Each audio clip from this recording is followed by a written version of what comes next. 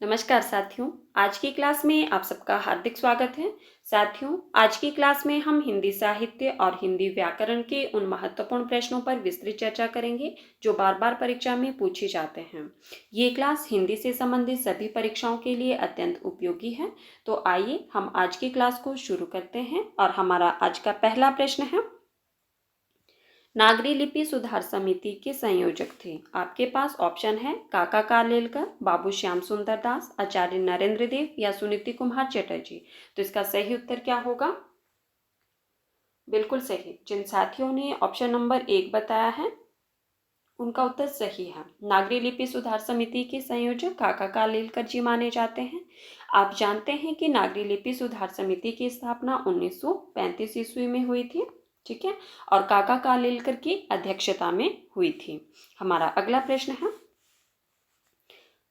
Modern vernacular literature of northern Hindustan का रचनाकाल क्या है? आपके पास ऑप्शन है 1888 ईस्वी, 1883 ईस्वी, 1881 ईस्वी या 1847 ईस्वी।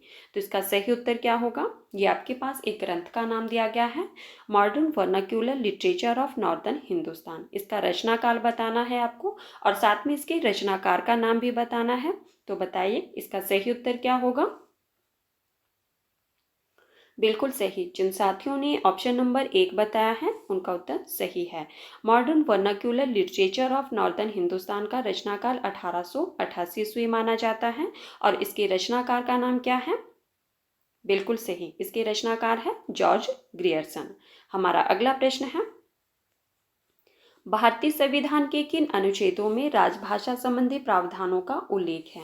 आपके पास ऑप्शन है अनुच्छेद 343 से 351 तक, अनुच्छेद 453 से 463 तक, अनुच्छेद 351 से 363 तक या अनुच्छेद 335 से 352 तक। तो बताइए इसका सही उत्तर क्या होगा? किन अनुच्छेदों में राजभाषा संबंधी प्रावधानों का उल्लेख किया गया है उसका चयन करना है आपको। बिल्कुल सही। जिन साथियों ने ऑप्शन नंबर 1 बताया है उनका उत्तर सही है। भारतीय संविधान के अनुच्छेद 343 से 351 तक राजभाषा संबंधी प्रावधानों का उल्लेख किया गया है। हमारा अगला प्रश्न है, परमाल रासो को अन्य किस नाम से जाना जाता है? आपके पास ऑप्शन है खुमान रासो, विजयपाल रासो, आलाखंड या बिसल देव रासो। तो इसका सही उत्तर क्या होगा? आपको बताना है कि परमाल रासो का अन्य नाम क्या है, ठीक है, और इसकी रचनाकार कौन है उनका नाम भी बताना है आपको। बिल्कुल सही। जिन साथियों ने ऑप्शन नंबर 3 बताया है उनका उत्तर सही है। परमाल रासो का जो अन्य नाम है वो क्या है? आलाखंड है, ठीक है, और इसके रचनाकार कौन है?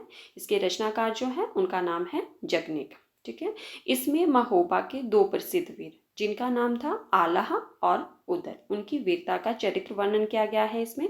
हमारा अगला प्रश्न है, निरंजनी संप्रदाय के प्रवर्तक कौन है? आपके पास ऑप्शन है स्वामी हरिदास, हित हरिवंश, रामानुज या विष्णु स्वामी। तो इसका सही उत्तर क्या होगा? निरंजनी संप्रदाय के प्रवर्तक कौन है? बिल्कुल सही। जिन साथियों ने ऑप्शन नंबर 1 बताया है उनका उत्तर सही है। निरंजनी संप्रदाय के प्रवर्तक स्वामी हरिदास जी हैं।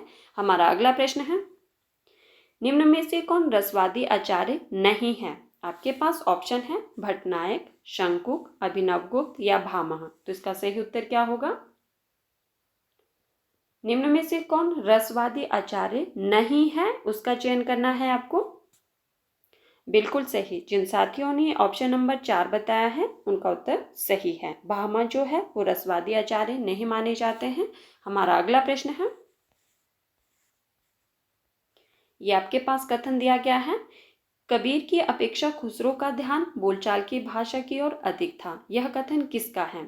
आपके पास ऑप्शन है महावीर प्रसाद द्विवेदी, हजारी प्रसाद द्विवेदी, रामचंद्र शुक्ल या नंदुलारे वाजपेयी। तो बताइए इसका सही उत्तर क्या होगा? ये आपके पास कथन दिया गया है कि कबीर की अपेक्षा खुसरो का ध्यान बोलचाल की भाषा की ओर अधिक था। किसका कथन है ये? इसका चयन करना है। बिल्कुल सही। जिन साथियों ने ऑप्शन नंबर 3 बताया है उनका उत्तर सही है। यह कथन जो है वो रामचंद्र शुक्ल का है। हमारा अगला प्रश्न है, शारदीय नाटक के रचयिता कौन है? आपके पास ऑप्शन है मोहन राकेश, धर्मवीर भारती, विष्णु प्रभाकर या जगदीश चंद्र माथुर। तो इसका सही उत्तर क्या होगा? शारदीय नाटक के रचयिता कौन है और इसका रचनाकाल क्या है, ये भी बताना है आपको। बताइए। बिल्कुल सही। जिन साथियों ने ऑप्शन नंबर 4 बताया है उनका उत्तर सही है। शारदीय नाटक के रचयिता जगदीश चंद्र माथुर है और इसका रचनाकाल जो है वो 1959 माना जाता है। हमारा अगला प्रश्न है,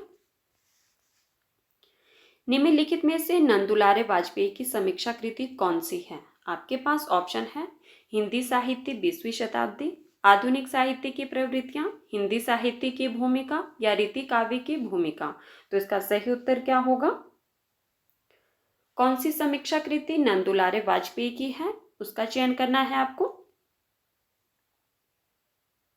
बिल्कुल सही। जिन साथियों ने ऑप्शन नंबर 1 बताया है उनका उत्तर सही है। हिंदी साहित्य 20वीं शताब्दी समीक्षा कृति जो है वो नंदुलारे वाजपेयी की है 1942 ईस्वी की। ठीक है। अब हम बात करेंगे कि आधुनिक साहित्य की प्रवृत्तियां, इसके रचनाकार कौन है? बताइए। आधुनिक साहित्य की प्रवृत्तियां, इसके रचनाकार का नाम बताना है और इसका रचना काल भी बताना है आपको। बिल्कुल सही। ये है नामवर सिंह की। ठीक है, 1962 ईस्वी की।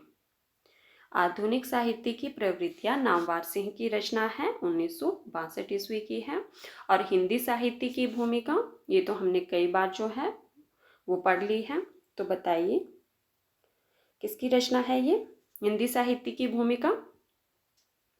बिल्कुल सही, हजारी प्रसाद द्विवेदी की, 1940 ईस्वी की। और रीति काव्य की भूमिका, इसके रचनाकार कौन है? रीति काव्य की भूमिका डॉक्टर नगेंद्र की रचना है। हमारा अगला प्रश्न है, वाजश्रवा के बहाने के रचनाकार कौन है? आपके पास ऑप्शन है केदारनाथ सिंह, कुंवर नारायण, कैलाश वाजपेयी या अशोक वाजपेयी। तो इसका सही उत्तर क्या होगा? ये आपके पास रचना दी गई है वाजश्रवा के बहाने, इसके रचनाकार कौन है और इसका रचनाकाल क्या माना जाता है, ये भी बताना है आपको। बताइए। बिल्कुल सही। जिन साथियों ने ऑप्शन नंबर 2 बताया है उनका उत्तर सही है। वाजश्रवा के बहाने कुंवर नारायण जी की रचना है 2008 की। ठीक है, 2008 की रचना है ये कुंवर नारायण। हमारा अगला प्रश्न है, माखनलाल चतुर्वेदी की जीवनी किसने लिखी है? आपके पास ऑप्शन है नागार्जुन, महादेवी वर्मा, ऋषि जैमिनी कौशिक या विष्णु प्रभाकर। तो इसका सही उत्तर क्या होगा? माखनलाल चतुर्वेदी की जीवनी किसने लिखी है, कब लिखी है, ये भी बताना है आपको। बताइए इसका सही उत्तर क्या होगा। साथियों, जो पहली बार चैनल पर आए हैं प्लीज चैनल को सब्सक्राइब कर देना और अगर आपको वीडियो पसंद आए तो वीडियो को लाइक भी कर देना और ज़्यादा से ज़्यादा शेयर भी कर देना। बताइए इसका सही उत्तर क्या होगा। बिल्कुल सही। जिन साथियों ने ऑप्शन नंबर 3 बताया है उनका उत्तर सही है। माखनलाल चतुर्वेदी की जीवनी ऋषि जैमिनी कौशिक बरुआ ने लिखी है। ठीक है, कब लिखी है? 1960 ईस्वी में। हमारा अगला प्रश्न है, ये आपके पास कथन दिया गया है, कविता हमारे परिपूर्ण क्षणों की वाणी है, किसका कथन है? आपके पास ऑप्शन है जयशंकर प्रसाद, सूर्यकांत त्रिपाठी निराला, डॉक्टर नगेंद्र या सुमित्रानंदन पंत। तो इसका सही उत्तर क्या होगा? बताइए। ये आपके पास कथन है कि कविता हमारे परिपूर्ण क्षणों की वाणी है, किसका कथन है ये? बिल्कुल सही। जिन साथियों ने ऑप्शन नंबर 4 बताया है उनका उत्तर सही है। यह कथन जो है वो सुमित्रानंदन पंत का है। हमारा अगला प्रश्न है, निम्न में से अश्व का पर्यायवाची शब्द नहीं है। आपके पास ऑप्शन है घोटक, घोड़ा, कटक या हय। तो इसका सही उत्तर क्या होगा? अश्व का पर्यायवाची शब्द नहीं है, उसका चयन करना है आपको। बताइए इसका सही उत्तर क्या होगा। बिल्कुल सही। जिन साथियों ने ऑप्शन नंबर 3 बताया है उनका उत्तर सही है। कटक जो है वो अश्व का पर्यायवाची शब्द नहीं है, बाकी ये तीनों जो है वो अश्व के पर्यायवाची शब्द हैं।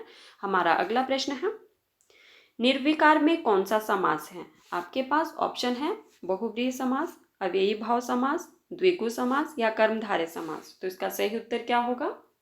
ये निर्विकार शब्द जो है इसमें कौन सा समास है उसका चयन करना है आपको।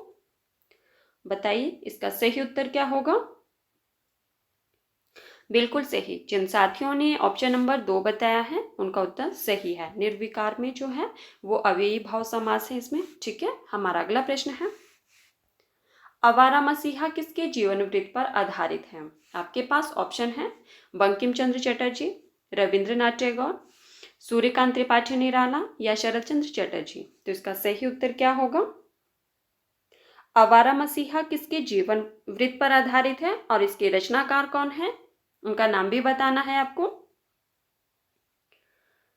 बिल्कुल सही। जिन साथियों ने ऑप्शन नंबर 4 बताया है उनका उत्तर सही है। शरद चंद्र चट्टोपाध्याय के जीवन पर आधारित है ये आवारा मसीहा। और इसके लेखक कौन है बताइए। बिल्कुल सही, विष्णु प्रभाकर। कब लिखी थी, 1974 ईस्वी में। ठीक है, आवारा मसीहा जो जीवनी विधा की रचना है ये शरद चंद्र चट्टोपाध्याय के जीवन पर आधारित है। ठीक है, और इसके लेखक कौन है तो विष्णु प्रभाकर है। कब लिखी थी, 1974 ईस्वी में। हमारा अगला प्रश्न है, ननकू सिंह किस कहानी का पात्र है। आपके पास ऑप्शन है ईदगाह, मंदिर, गुंडा या बुद्धू का कांटा। तो इसका सही उत्तर क्या होगा। और साथ में आपने ये भी बताना है कि उस कहानी के कहानीकार कौन है। बताइए इसका सही उत्तर क्या होगा। ननकू सिंह किस कहानी का पात्र है। बिल्कुल सही। जिन साथियों ने ऑप्शन नंबर 3 बताया है उनका उत्तर सही है। ननकू सिंह गुंडा कहानी का पात्र है। अब आप लोगों ने मुझे ये बताना है कि गुंडा कहानी के कहानीकार कौन है। बताइए किसकी कहानी है गुंडा। बिल्कुल सही, जयशंकर प्रसाद की। ठीक है, अब हम बात करेंगे कि ईदगाह कहानी के रचयिता कौन है। ईदगाह प्रेमचंद जी की कहानी है। मंदिर ये भी प्रेमचंद जी की कहानी है। और बुद्धू का कांटा, बताइए बुद्धू का कांटा किसकी कहानी है, चंद्रधर शर्मा गुलेरी की। ठीक है, हमारा अगला प्रश्न है, निम्न में से श्रृंगार काव्य कौन सा है। आपके पास ऑप्शन है परमाल रासो, पृथ्वीराज रासो, बिसल देव रासो या जयमयंक जस चंद्रिका। तो इसका सही उत्तर क्या होगा। कौन सा काव्य श्रृंगार काव्य है उसका चयन करना है और साथ में उसके रचनाकार कौन है ये भी बताना है आपको। बिल्कुल सही। जिन साथियों ने ऑप्शन नंबर 3 बताया है उनका उत्तर सही है। बिसल देव रासो श्रृंगार काव्य है। ठीक है, और इसके रचनाकार कौन है बताइए। बिसल देव के रचनाकार कौन है, बिल्कुल सही, नरपति नाल। ठीक है, अब हम बात करेंगे कि परमाल रासो। अभी हमने पढ़ा था कि परमाल रासो का दूसरा नाम क्या था। चलिए पहले ये बता दीजिए। अभी हमने ऊपर चर्चा की थी कि परमाल रासो का दूसरा नाम क्या है। बिल्कुल सही, आलाखंड। और उसके रचनाकार कौन है बताइए। परमाल रासो के रचनाकार कौन है, बिल्कुल सही, जगनिक की रचना है ये। ठीक है, और पृथ्वीराज रासो के रचनाकार कौन है। पृथ्वीराज रासो चंद्रबरदाई द्वारा रचित है। ठीक है, और जयमयंक जस चंद्रिका इसके रचनाकार कौन है। जयमयंक जस चंद्रिका के रचनाकार मधुकर कवि हैं। हमारा अगला प्रश्न है, निम्नलिखित में से मैथिली शरण गुप्त की काव्य रचना नहीं है। आपके पास ऑप्शन है सिद्धराज, जय भारत, हिडिंबा या कृषक क्रंदन। तो इसका सही उत्तर क्या होगा। आपको बताना है कि कौन सी रचना मैथिली शरण गुप्त की नहीं है उसका चयन करना है आपको। और साथ में ये बताना है कि अगर यह रचना मैथिली शरण गुप्त की नहीं है तो किसकी है। बताइए इसका सही उत्तर क्या होगा। बिल्कुल सही। जिन साथियों ने ऑप्शन नंबर 4 बताया है उनका उत्तर सही है। कृषक क्रंदन जो है वो मैथिली शरण गुप्त की रचना नहीं है। अब ये बता दीजिए कि किसकी रचना है ये। बिल्कुल सही, किसकी रचना है ये, गया प्रसाद शुक्ल स्नेही की है। ठीक है, अब हम बात करते हैं जो मैथिली शरण गुप्त की रचना सिद्धराज है इसका रचना काल क्या है। कई बार परीक्षा में प्रश्न बनता है कि मैथिली शरण गुप्त की रचनाओं को क्रमबद्ध कीजिए। तो आपको पता होना चाहिए कि इनके रचना काल जो है वो क्या क्या है। ठीक है, तो हम जानेंगे कि जो सिद्धराज मैथिली शरण गुप्त की है इसका रचना काल क्या माना जाता है, 1936 ईस्वी। ठीक है, जय भारत इसका रचना काल क्या माना जाता है। जय भारत जो कि मैथिली शरण गुप्त की ही रचना है इसका रचना काल 1952 ईस्वी माना जाता है। ठीक है, और हिडिंबा हिडिंबा, हिडिंबा जो है वो भी गुप्त जी की रचना है 1950 ईस्वी की। हमारा अगला प्रश्न है, साथियों जो पहली बार चैनल पर आए हैं प्लीज़ चैनल को सब्सक्राइब कर देना ताकि आने वाली हर वीडियो की नोटिफिकेशन सबसे पहले आप तक पहुंचे। और अगर आपको वीडियो पसंद आई हो तो प्लीज़ वीडियो को लाइक करना और वीडियो को ज़्यादा से ज़्यादा शेयर भी कर देना। हमारा अगला प्रश्न है, लहर किस विधा की रचना है? आपके पास ऑप्शन है नाटक, निबंध, काव्य या उपन्यास। तो इसका सही उत्तर क्या होगा? आपको बताना है कि लहर किस विधा की रचना है और इसकी रचनाकार कौन है, ये भी बताना है आपको। बताइए इसका सही उत्तर क्या होगा? बिल्कुल सही। जिन साथियों ने ऑप्शन नंबर 3 बताया है उनका उत्तर सही है। लहर जो है वो काव्य विधा की रचना है। किसकी रचना है ये? इसके रचनाकार कौन है? जयशंकर प्रसाद हैं। ठीक है, और इसका समय जो है वो 1933 ईस्वी की रचना मानी जाती है लहर। ठीक है, लहर काव्य विधा की रचना है, जयशंकर प्रसाद की है, 1933 ईस्वी की। हमारा अगला प्रश्न है, यशपाल के उपन्यास झूठा सच में दौलतराम आजाद किस राजनीतिक दल का सदस्य था? आपके पास ऑप्शन है कांग्रेस, मुस्लिम पार्टी, जनसंघ या कम्युनिस्ट पार्टी। तो इसका सही उत्तर क्या होगा? आप जानते हैं कि झूठा सच जो कि यशपाल जी का उपन्यास है, इसमें दौलतराम जो है वो किस राजनीतिक दल का सदस्य था, उसका चयन करना है आपको। तो बताइए इसका सही उत्तर क्या होगा? झूठा सच यशपाल जी का उपन्यास है 1958 ईस्वी का। ठीक है, इसमें चयन करना है आपको कि जो दौलत राम है वो किस राजनीतिक दल का सदस्य था। तो बिल्कुल सही, इसका सही उत्तर होगा ऑप्शन नंबर 4, कम्युनिस्ट पार्टी का। ठीक है,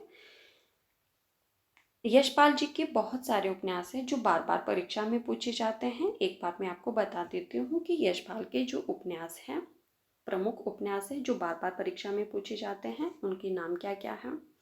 यशपाल जी का सबसे जो प्रसिद्ध उपन्यास है वो है झूठा सच, ये तो बार बार परीक्षा में पूछा ही जाता है। साथ में जो है वो है दादा कामरेड, ठीक है, देशद्रोही, दिव्या, मेरी तेरी उसकी बात, पार्टी कामरेड, अमित। ये उपन्यास जो है वो यशपाल जी के हैं और ये बार बार परीक्षा में पूछे जाते हैं। ठीक है, आपने ध्यान रखना है। साथियों जो पहली बार चैनल पर आए हैं प्लीज़ चैनल को सब्सक्राइब कर देना और अगर आपको वीडियो पसंद आई हो तो प्लीज़ वीडियो को लाइक कर देना और वीडियो को ज़्यादा से ज़्यादा शेयर भी कर देना और मुझे कमेंट करके ज़रूर बताना कि आपको आज की क्लास कैसे लगी। धन्यवाद, मिलते हैं अगली क्लास में।